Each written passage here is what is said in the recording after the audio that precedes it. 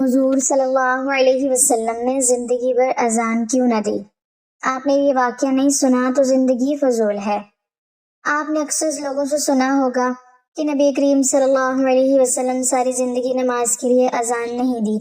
وہ کون سی وجہ تھی کہ جس کی وجہ سے نبی کریم صلی اللہ علیہ وسلم نے اذان نہیں دی؟ کیا یہ حقیقت ہے کہ بسم اللہ الرحمن الرحیم؟ ناظرین، آپ نے اکثر لوگوں سے سنا ہوگا کہ نبی کریم صلی اللہ علیہ وسلم نے ساری زندگی نماز کے لیے اذان نہیں دی۔ وہ کون سی وجہ تھی کہ جس کی وجہ سے نبی کریم صلی اللہ علیہ وسلم نے اذان نہیں دی؟ کیا یہ حقیقت ہے کہ کیا واقعی نبی کریم صلی اللہ علیہ وسلم نے اذان نہیں دی؟ اس بات میں کتنی صداقت ہے؟ آج کی اس ویڈیو میں ہم آپ کو تفصیل سے ساری بات بتائیں گے، لیکن اس سے پہلے کچھ احادیث اذان کی فضیلت کے بارے میں سماعت فرمائیں۔ حضرت ابو ہریرہ رضی اللہ تعالیٰ عنہ سے روایت ہے کہ رسول اللہ صلی اللہ علیہ وسلم نے ارشاد فرمایا، مؤذن کے گناہ وہاں تک معاف کر دیے جاتے ہیں جہاں تک اس کی آواز پہنچتی ہے، یعنی اگر اتنی مسافر تک کی جگہ اس کے گناہوں سے بھر جائے تو بھی وہ سب گناہ معاف کر دیے جاتے ہیں۔ جانداروں بے جان جو مؤذن کی آواز سنتے ہیں وہ سب قیامت کے دن اس کے لیے گواہی دیں گے۔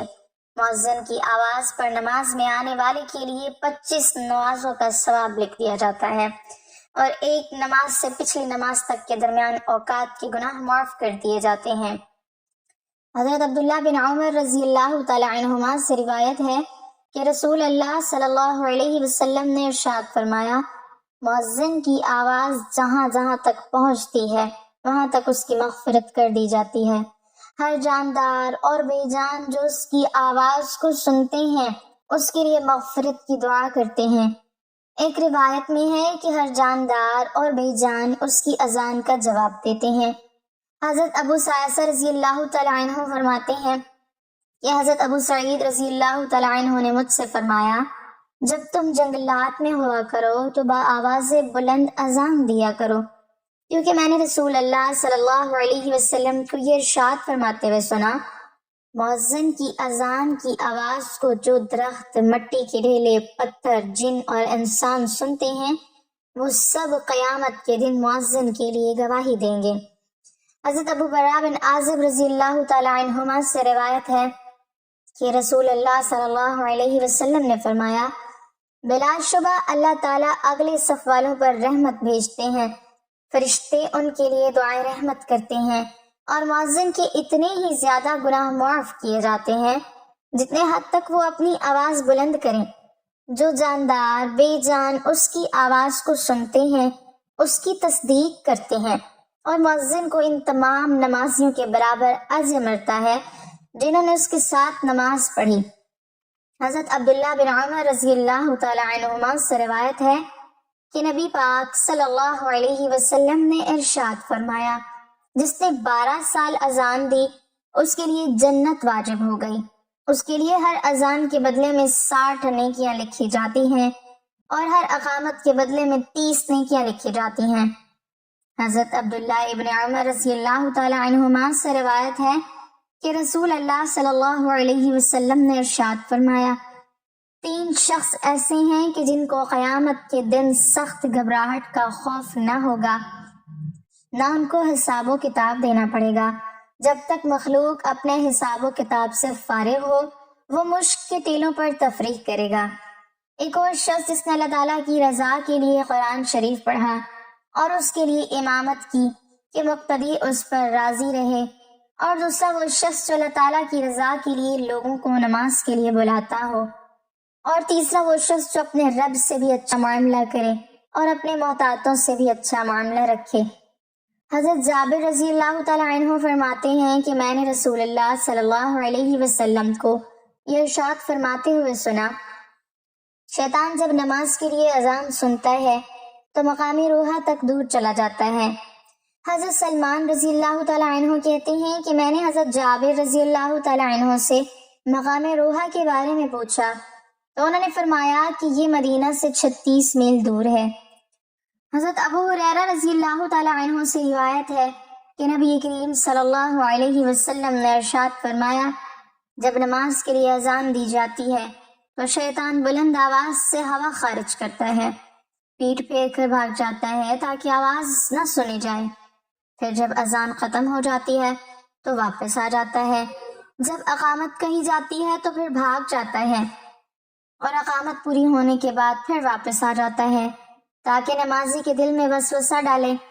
چنانچہ نمازی سے کہتا ہے کہ یہ بات یاد رکھ اور یہ بات کر، اسے ایسی ایسی باتیں یاد دلاتا ہے جو باتیں نمازی کو نماز سے پہلے یاد نہ تھی، یہاں تک کہ نمازی کو یہ بھی خیال نہیں رہتا کہ کتنی رکعتیں ہوئی ہیں۔ حضرت ابو ہریرہ رضی اللہ تعالی عنہ سے روایت ہے کہ رسول اللہ صلی اللہ علیہ وسلم نے ارشاد فرمایا، اگر لوگوں کو اذان اور پہلی صف کا ثواب معلوم ہو جائے اور انہیں اذان اور پہلی صف قرآن اندازی کی حاصل نہ ہوتی تو وہ ضرور قرآن اندازی کرتے۔ حضرت ابو ہریرہ رضی اللہ تعالی عنہ سے روایت ہے کہ وہ رسول اللہ صلی اللہ علیہ وسلم کے ساتھ تھے۔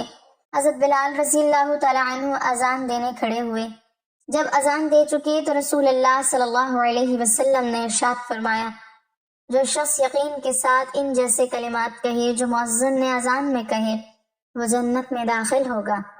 حضرت عبداللہ بن عمر رضی اللہ تعالی عنہ سے روایت ہے کہ فرماتے ہیں کہ ایک شخص نے عرض کیا، یا رسول اللہ صلی اللہ علیہ وسلم، اذان کہنے والا ہم سے اجر و ثواب میں بڑے ہوئے ہیں، کیا کوئی ایسا عمل ہے جو ہمیں بھی اذان دینے والی فضیلت مل جائے؟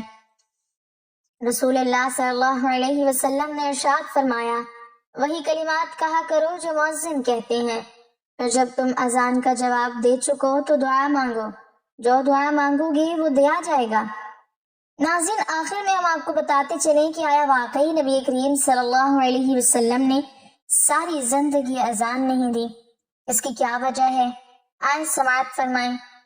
واضح رہی کہ آپ صلی اللہ علیہ وسلم سے نفس اذان تو قطعی طور پر ثابت ہے، اس میں کسی کا کوئی اختلاف نہیں، اس لیے کہ سنن ابن داؤد اور ماجہ ترمذی میں روایت ہے کہ حضرت حسن رضی اللہ تعالیٰ عنہ کی ولادت کے وقت نبی کریم صلی اللہ علیہ وسلم نے ان کے کان میں اذان دی۔ باقی آپ صلی اللہ علیہ وسلم سے نماز کے لیے اذان دینا ثابت ہے یا نہیں، اس بارے میں شروع ہی سے ائمہ محدثین میں اختلاف چلا آ رہا ہے۔ ائمہ محدثین کے بارے میں اس بارے میں دو رائے ہیں۔ امام محی الدین نووی اور علامہ جلال الدین سیوطی رحمۃ اللہ علیہ وغیرہ کا موقف ہے کہ نبی کریم صلی اللہ علیہ وسلم سے اپنی حیات طیبہ میں دوران صف نماز کے لیے ایک مرتبہ اذان دینا ثابت ہے۔ ان حضرات کا استدلال ماخوذ جامع الترمذی میں اور حضرت یعلا بن مرہ کی روایت ہے۔ علامہ ابن حجر اسقلانی، علامہ زرقانی اور علامہ سہیل رحمۃ اللہ علیہ یہ حضرات نبی کریم صلی اللہ علیہ وسلم سے نماز کے لیے اذان کی ثابت نہ ہونے کے قائل ہیں۔ اسلام کے ابتدائی دنوں میں مدینہ میں ایک مسئلہ بار بار سامنے آتا تھا کہ نماز کے وقت سب مسلمانوں کو ایک ساتھ کیسے بلایا جائے۔ کبھی لوگ خود اندازہ لگا کر آ جاتے اور کبھی ایک دوسرے کو پیغام بھیجتے، مگر وہ شان اور ترتیب پیدا نہ ہو پاتی جو ایک امت کے لیے ضروری تھی۔ ایک دن صحابہ نے مشورہ کیا کہ نماز کے اعلان کا کیا طریقہ ہو۔ کسی نے کہا آگ جلا کر اشارہ کیا جائے، مگر یہودی ایسا کرتے تھے۔ کسی نے کہا ناقوس بجایا جائے، مگر یہ عیسائیوں کی علامت تھی۔ کسی نے کہا سینگ پھونکا جائے، مگر یہ مشرکین کا طریقہ تھا۔ رسول اللہ صلی اللہ علیہ وسلم خاموشی سے سب کی باتیں سنتے رہے اور دل میں چاہتے تھے کہ اعلان ایسا ہو جو صرف مسلمانوں کا ہو، پاکیزہ بھی ہو اور توحید کی خوشبو بھی رکھتا ہو۔ اسی رات حضرت عبداللہ بن زید رضی اللہ تعالی عنہ نے ایک عجیب خواب دیکھا کہ ایک نورانی شخص ہاتھ میں ناقوس لیے کھڑا ہے۔ انہوں نے پوچھا یہ بیچو گے؟ تو اس نے کہا کیوں؟ عبداللہ بن زید نے کہا کہ ہم نماز کے وقت لوگوں کو بلانے کے لیے استعمال کریں گے۔ اس نورانی شخص نے کہا کیا میں تمہیں اس سے بہتر چیز نہ بتاؤں؟ پھر اس نے آسمان کی طرف چہرہ اٹھایا اور وہ کلمات پڑھنے لگا جو دلوں کو ہلا دیتے تھے۔ اللہ اکبر، اللہ اکبر، اشہد ان لا الہ الا اللہ، اشہد ان محمد رسول اللہ، حی علی الصلاۃ، حی علی الفلاح، اللہ اکبر، اللہ اکبر، لا الہ الا اللہ۔ حضرت عبداللہ بن زید یہ کلمات سنتے رہے اور پھر گھبرا کر نیند سے جاگے اور صبح ہوتے ہی حضور صلی اللہ علیہ وسلم کی خدمت میں حاضر ہو گئے۔ جب انہوں نے خواب سنایا تو حضور صلی اللہ علیہ وسلم کا چہرہ نور سے بھر گیا اور آپ نے فرمایا کہ یہ سچا خواب ہے، تم بلال کو یہ کلمات سکھاؤ کیونکہ اس کی آواز بلند اور دل میں اتر جانے والی ہے۔ حضرت بلال رضی اللہ تعالیٰ عنہ کو بلایا گیا اور جب وہ پہلی بار مسجد نبوی کی بلند جگہ پر کھڑے ہوئے اور اذان کے الفاظ ادا کیے تو مدینہ کی فضاؤں میں ایسا سکوت ٹوٹا کہ گھروں کے دروازے کھلنے لگے، لوگ حیرت اور جذبے سے باہر نکلتے، کچھ روتے ہوئے آسمان کی طرف دیکھتے کہ یہ کیسی نورانی آواز ہے جو دل میں اتر رہی ہے۔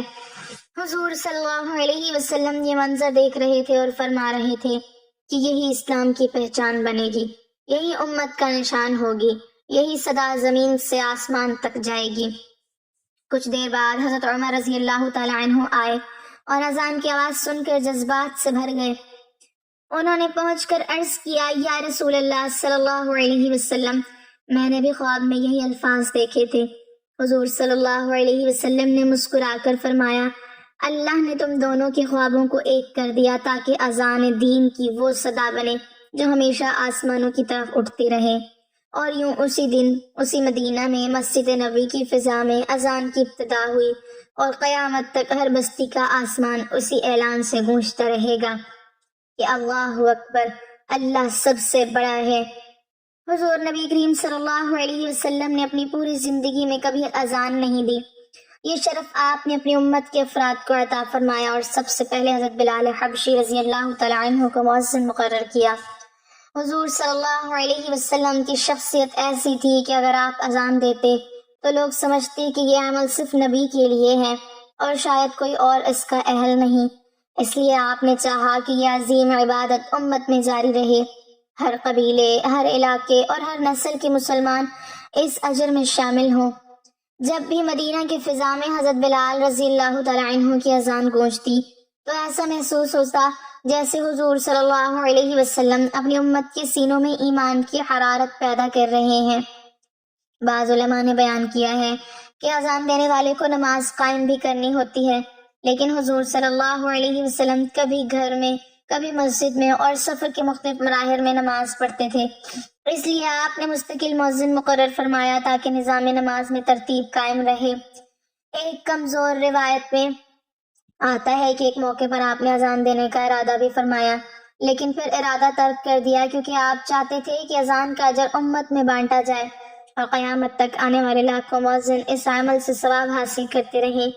اسی لیے صحابہ میں سے حضرت بلال اور حضرت عبداللہ بن ام مکتوم رضی اللہ تعالیٰ عنہ فجر کی اذان دیتے تھے اور کبھی کبھار دوسرے صحابہ کو بھی اس شرف سے نوازا جاتا، مگر رسول اللہ صلی اللہ علیہ وسلم نے کبھی اذان نہیں دی کیونکہ آپ چاہتے تھے کہ یہ آواز امت کی آواز بنے، صرف نبی کی نہیں، تاکہ دین کی بلندی سب کے حصے میں آئے۔ اذان کے بارے میں ایک اور نہایت دل دہلا دینے والا واقعہ یہ بھی ملتا ہے کہ رسول اللہ صلی اللہ علیہ وسلم کے زمانے میں جب بھی حضرت بلال رضی اللہ تعالیٰ عنہ کی اذان مدینہ کی فضا میں بلند ہوتی تو ایسا محسوس ہوتا جیسے ہر در و دیوار خشوع سے جھک جاتے ہیں۔ مگر وہ دن آیا جب حضور صلی اللہ علیہ وسلم دنیا سے رخصت ہو گئے اور مدینہ کی فضا جیسے خاموش ہو گئی۔ حضرت بلال اذان دینے کے لیے کھڑے ہوئے، لیکن جیسے ہی ان کی زبان سے اشہد ان محمد رسول اللہ کے الفاظ نکلے تو ان کی آواز کانپ گئی، آنکھوں سے بہتے ہوئے آنسو آواز کو روکنے لگے اور وہ الفاظ ادھورے رہ گئے۔ وہ روتے ہوئے بیٹھ گئے اور کہنے لگے کہ بلال کی ہمت نہیں کہ وہ ان الفاظ کو اپنے محبوب صلی اللہ علیہ وسلم کے بغیر ادا کرے۔ اس دن پورے مدینہ نے وہ رونا سنا جو کبھی پہلے نہ سنا تھا۔ مرد، عورتیں اور بچے سب گھروں سے نکل آئے، ہر چہرہ اشک بار تھا کیونکہ یہ پہلی اذان تھی جس میں حضور صلی اللہ علیہ وسلم دنیا میں موجود نہ تھے۔ اس کے بعد حضرت بلال رضی اللہ تعالیٰ عنہ نے مدینہ چھوڑنے کی اجازت مانگی کیونکہ ہر اذان انہیں حضور صلی اللہ علیہ وسلم کی یاد میں بے قرار کر دیتی تھی۔ وہ شام چلے گئے اور وہاں جہاد میں حصہ لیتے رہے، لیکن مدینہ اور اذان کی یاد ان کے دل میں ہمیشہ ایک ٹمٹماتی ہوئی روشنی بنی رہی۔ کئی سال گزر گئے، پھر ایک دن حضرت عمر رضی اللہ تعالیٰ عنہ شام گئے تو بلال سے ملے اور فرمایا کہ بلال ایک بار پھر اذان دے دو تاکہ وہی صدا سن کر دلوں کی پیاس بجھ جائے۔ بلال نے کہا کہ حضور صلی اللہ علیہ وسلم کے بعد وہ اذان نہیں دے سکتے، مگر محبت بھرے اصرار پر آخر کار وہ راضی ہو گئے۔ جب وہ کھڑے ہو کر اذان کے پہلے الفاظ اللہ اکبر کہہ رہے تھے تو شام کی سرزمین پر ایک عجیب سی کپ کپی طاری ہو گئی۔ لوگ گھروں سے نکل آئے، صحابہ کے قدم لرزنے لگے، اور جب وہ اشہد ان محمد رسول اللہ تک پہنچے تو ہر طرف سسکیوں کی آواز گونج اٹھی۔ بڑے بڑے بہادر صحابہ جو کبھی جنگوں میں نہ روئے تھے وہ بھی پھوٹ پھوٹ کر رونے لگے، کیونکہ انہیں یوں لگا جیسے مدینہ کی وہ مبارک گھڑیاں واپس آ گئی ہوں اور حضور صلی اللہ علیہ وسلم ابھی مسجد میں تشریف لانے والے ہیں۔ یہ اذان بلال کی زندگی کی آخری اذان تھی۔ اس کے بعد انہوں نے کبھی اذان نہیں دی، کیونکہ ہر لفظ میں انہیں اپنے محبوب نبی کی یاد کی شدت برداشت نہ ہوتی تھی۔ یہ واقعہ بتاتا ہے کہ اذان صرف آواز نہیں بلکہ محبت، ایمان اور وفاداری کی وہ صدا ہے جو سینے میں اتر کر دل کو زندہ کر دیتی ہے۔ دعا ہے کہ اللہ تعالی ہم سب کو 5 وقت کی نماز پڑھنے کی توفیق عطا فرمائے اور ہمارا خاتمہ ایمان پر فرمائے، آمین ثم آمین۔ ناظرین، کمنٹ باکس میں اللہ تعالیٰ کے 99 ناموں میں سے ایک نام ضرور ٹائپ کریں۔